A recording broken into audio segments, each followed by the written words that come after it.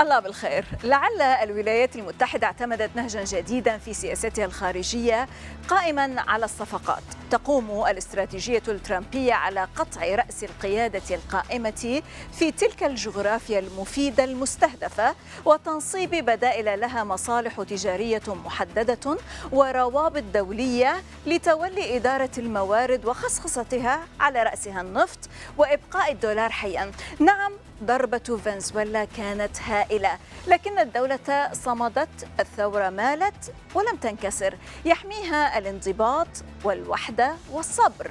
التفاوض تحت التهديد ليس استسلاما، بل استراتيجية البقاء لا خضوع. الحرب تغيرت، لم تعد قنابل فقط، بل باتت أيضا روايات وأخبارا زائفة وتشكيكا واختراقا للوعي.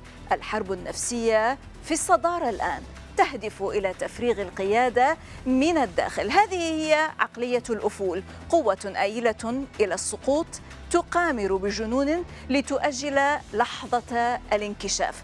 هل ما حدث في عتمة ليل فنزويلا كان فشلا؟ كان خيانة؟ أم بروفا؟ متى بدأت هذه الحرب الأمريكية الهجينة على فنزويلا؟ كيف يتم استغلال الحياة اليومية للفنزويليين كسلاح؟ وهل التفاوض شكل آخر من المقاومة؟ نرحب بكم ونرى ونسمع أكثر مع فيجاي براشاد، المؤرخ والكاتب الهندي في البعد الأقرب. هذه الميادين، وأنا زينب صفار، خليكم ويانا.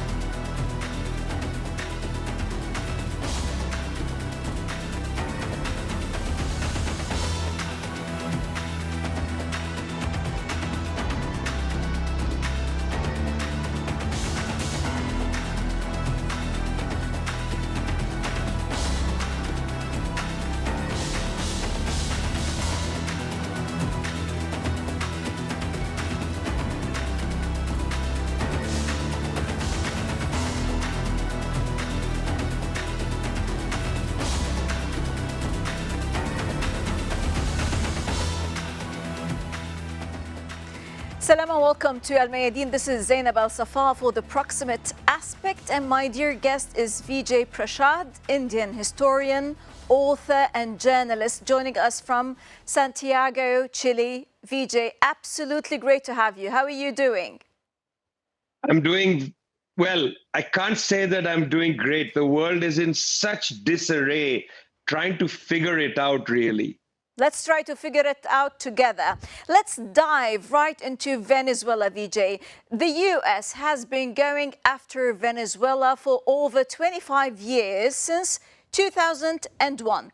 Is this about Venezuela, the country, or is this a war on any nation that dares to control its own oil and resources instead of letting Wall Street have it?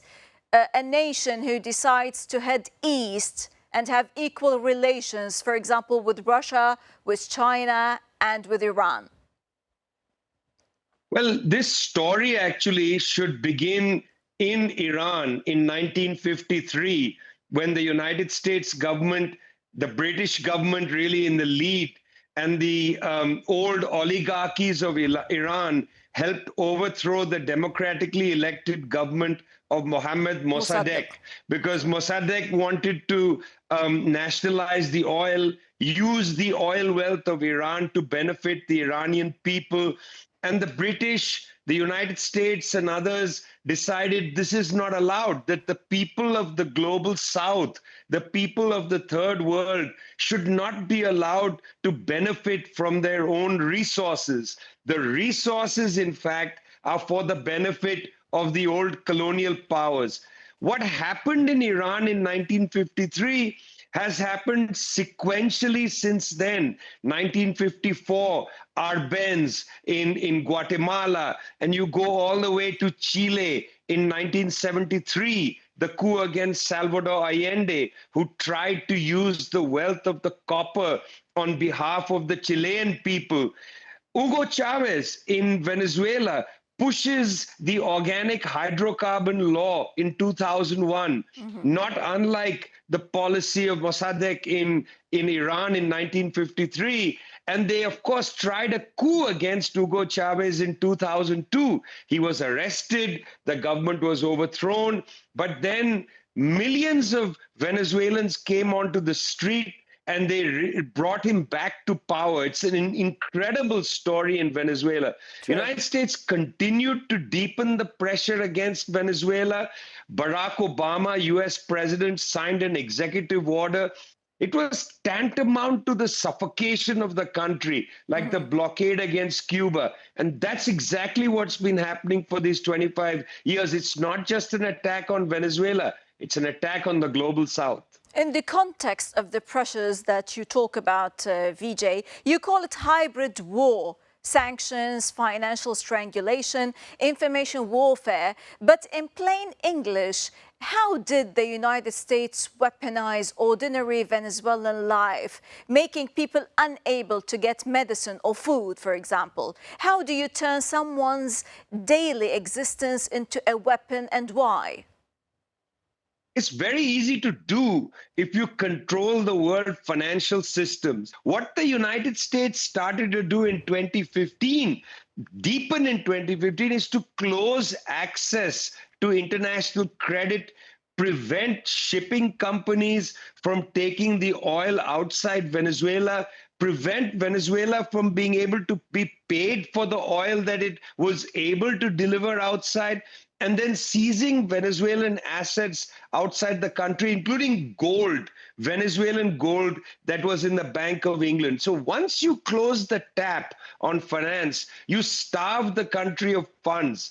Without funds, you can't buy goods and services. And by the way, during the COVID pandemic, the United States prevented Venezuela from buying simple things like syringes. This is during the COVID pandemic. The same to Cuba. The United States prevented Cuba from buying syringes, even though Indian companies were perfectly happy to sell very cheap syringes to Cuba, to Venezuela, and so on. The US government prevented it. That's during the COVID pandemic, mind you. That's the kind of attitude, the cruelty of the suffocation. Right, right. Now, Vijay, after the Maduro kidnapping attempt, everyone talked about betrayal, and the PSYOPs were aggressively unleashed. But here's what I need to know. Does real power come from winning elections in peacetime, or does it come from those 30 hours of chaos when a leader chooses to stand and fight while the world expects them to run? What can you do? Let me ask people a question. You know, when the United States assassinated Qasem Soleimani in the airport in Baghdad, what was Qasem Soleimani supposed to do? A missile took him out. You know, what did Syed Hassan Nasrallah, what was he supposed to do in Beirut when the Israelis, using US weaponry, decided to kill him, to martyr him? What are they supposed to do? What is Gaddafi supposed to do when he's captured? I mean, we are dealing with overwhelming power. A country like the United States does not spend over $1 trillion every year on its military and not build lethal, sulfurous power, incredible power to enter a country with 150 aircraft, to destroy its air defense systems, to cut the power. I mean, they have built a devilish set of weapons that leaves countries militarily powerless. This is the reason why you can see that it's the politics that has to be in command. You know, the United States can come and destroy any country. It can come in and snatch the leader. But even Trump had to admit. But why did they talk about a betrayal? No, you see, that's part of the information warfare. You don't need betrayal. I mean, you know, who betrays the Hezbollah operatives who have pagers going off in their pockets? It's not a question of betrayal. It's a question of that these hyper-imperialist powers of the collective West, whether it's the United States or Israel, they have built an immense intelligence network that is mostly through A electronic high-tech surveillance. AI intelligence network, of course. Very high tech. I mean, it is really dangerous to slip into the language of betrayal, to turn against each other, to start eating each other alive. Yes. What's more important to recognize is the US doesn't have the capacity, the political capacity to actually come and rule Venezuela. Exactly, but this is also part of the soft war. Part of this kind of what you talked about, the hybrid war. Now, Venezuela, VJ, has oil. Iran also has, in addition to natural gas, also oil. Both try to stop pricing it in US dollars. We are told this is about democracy, for example, and human rights. But is the so-called rules-based order actually a protection racket? The rule seems simple: price your oil in dollars or we regime change you, decapitate your leadership. Is that what we're not supposed to say out loud, Vijay? That's one part of it. But there's another part of it. There's something that Venezuela and Iran have in common that's, I think, important to understand. And that is the export of its ideas. Venezuela used the oil to start producing cut price oil for poorer countries. In the Caribbean, for instance, through the project called Petro-Caribe, they were selling oil at a cut price in order to help development. In the rest of South America and Latin America, the Venezuelans were using the oil wealth to help build the base to end poverty. They were bringing in various people's movements to Caracas, using some of the oil wealths to have meetings to discuss how to strengthen people's movements. This was unacceptable. This is the pink tide. It had to be rolled back. And I think weakening Venezuela was part of rolling this back. Very similar with Iran. I mean, Iran was using its oil wealth to build a base, for instance, in the fight against Israeli apartheid and Zionist expansionism. It would have meetings about these issues. It was strengthening the forces of resistance in Gaza, in other places. And the Israelis and the United States wanted to roll Iran back. They said this quite directly. The weakening of Iran and the weakening of Venezuela are not just about Iran and Venezuela. They're about the defense of Zionism, or in one sense, the defense of the far right-wing oligarchs in Latin America. Talking, Vijay, about Iran, yes, Venezuela and Iran are getting the Syria model: external pressure, collapsed state, failed state, unilateral coercive measures, then outsiders divvy up and loot the resources. Would Iran have a similar fate as Venezuela, especially in the wake of the current status quo, the street protests and the American threats? How many countries, Vijay, can the US of A do this to before it stops being strategic victory and starts being the death spasm of an empire that can only destroy, not build? 100 years ago, a Mexican president said that one of the problems for Mexico is that it was so far from God and so close to the United States. One of the problems for Venezuela is indeed, as with Cuba, it is very close to the United States, and the United States treats these countries in South America as part of its territory. With Iran, it's slightly different. Iran is very close to Russia. It's very close proximately to China. These countries perhaps will see to it that no such major assault can take place on Iran. Perhaps. I say the word perhaps because we need to understand that Russia and China are both defensive powers.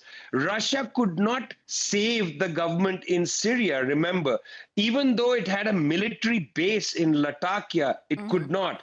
These are not offensive, major global military powers. They are defensive powers. That is why it is so important to strengthen the political will of the BRICS countries so that these countries stand together, defend each other, not just let each other hang separately. Right. Now, everyone, Vijay, talks about multipolarity, China, Russia, and the global south standing up to American hegemony and unipolarity. But it didn't protect Venezuela from kidnapping its president. It also didn't, for example, stop Syria's partition, and the show is on and on. It didn't save Gaza. If multipolarity can't actually protect sovereignty in practice, what does? I mean, I don't actually agree that we live in a multipolar world. I just think Maybe there's a on new the way mood. to living in a multipolar world, but I don't even think that we are going to a multipolar world. I don't think Russia, China, Iran want a multipolar world. I think what we want is a world of humanity. What we want is a world of rules and laws and multilateralism. We want respect for the UN Charter. We don't want a Chinese pole, a Russian pole, a US pole. We don't want to live in that world. We want to live in a world of emancipated humanity. That's how I understand, for instance, the Chinese project. They don't want a Chinese pole.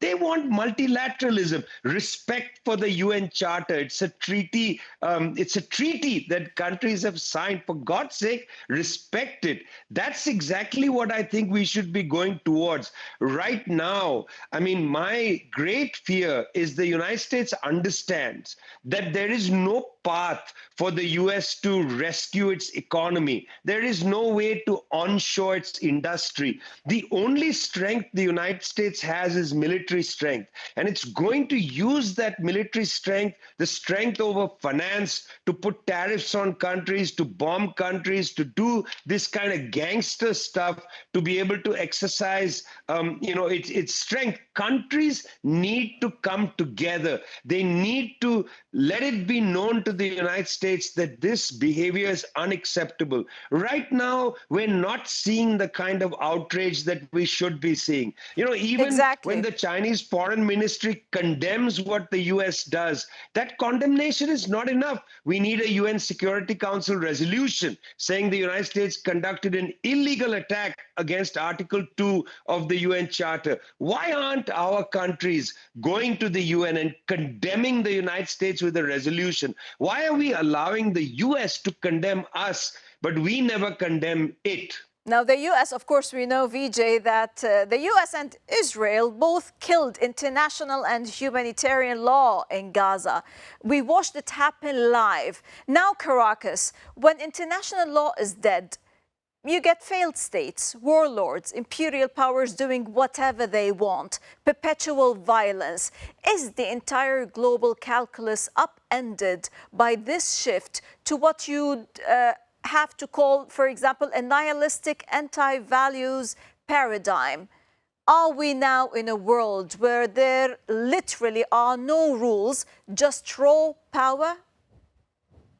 No, never, never, never, never, never.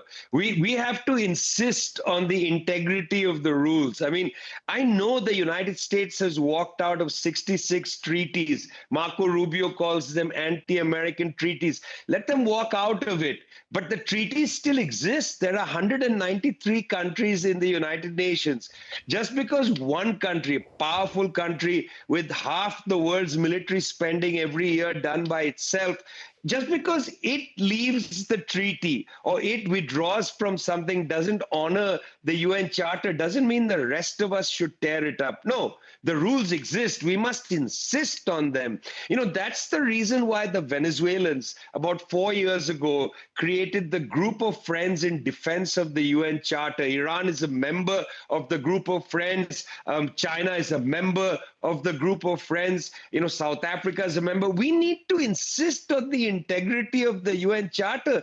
I am not one of those people who believes that I should follow Marco Rubio all the way into the battlefields of hell. Just because he says that international law is done doesn't mean I need to agree with him. No, we need to insist on the integrity of the laws, the importance of the laws, and we need to hold these up and say, people, behave like adults. Don't behave like unschooled children in a playground. Right. Now, when America adopts nihilism as foreign policy, breaking any law, betraying any principle to maintain power, does that nihilism eventually eat through its own society, Vijay? Now, the MAGA base is fracturing, as we all know, over Israel first versus America first. Jewish billionaires are demanding today suppression of any criticism of Israel. Can you export moral chaos without importing it? Well, look, we are talking a day after an ICE agent shot a woman in cold blood, shot her in the head in cold blood in Minneapolis. I mean, the chaos has already been imported. You know, if you stop teaching people how to talk to each other, you start allowing people to shoot each other. You don't need to talk about some future importation. The fact that the United States has so many shootings every day is indicative of the import of those values into the society. I mean, you know, people come frustrated because there's no place to exercise their dissent or their speech. They come frustrated into shopping areas, to movie theaters and schools, and kill people. This has been happening for years. It's a problem. By the way, it's bizarre that the US government charges Nicolas Maduro with arms possession. I wonder what the National Rifle Association within the United States has to say about that. I mean, he's a foreign national. He's allowed to follow the laws of his own country when it comes to guns. He can't be charged with that in the US. By the end of the day, the entire US indictment is going to collapse. They say that Nicolas Maduro is a member of a gang. Now they've said, well, that gang doesn't exist. What else are they charging him with? In the end is nothing. It's a 92-year-old judge who's taken Nicolas Maduro's case. I hope he just throws it out of court and Mr. Maduro is able to go back to Caracas, and so too Celia Flores. Sure, we hope so. Now, as we come to a close, Vijay, what's the major takeaway from the Venezuela debacle? The most important thing for people to take away is to be intelligent and to have fortitude, to trust yourself. You know, cannot fall prey to the information warfare, cannot allow the strength, the military strength of the collective West to intimidate the rest of us into silence. That's no way to live. You know, I would prefer to die on my feet than to live on my knees. Sure. Vijay Prashad, Indian historian and writer, thank you so much for sharing your views. Pure pleasure to have you always, Vijay. Thanks a lot. It's great to be with you. Always a pleasure. اتفاقيات إسحاق في أمريكا اللاتينية ليست جسرا ثقافيا، بل هي هندسة نفوذ بأسلوب مدروس وعبر استراتيجية هادئة. خلف لغة التبادل والتقارب تتشكل محاور واصطفافات، أصوات انتخابية وأمن وسياسة وتأثير. اتفاقيات إسحاق ليست عن تعرف أمريكا اللاتينية إلى إسرائيل، بل عن تثبيت إسرائيل داخل أمريكا اللاتينية في لحظة تشقق عالمي وانقسام أخلاقي حاد في ذروة إبادة غزة. العمل الخيري واجهة والشراكة غطاء، أما الجيوسياسة فتتقدم بلا ضجيج وبهدوء وتكتيك.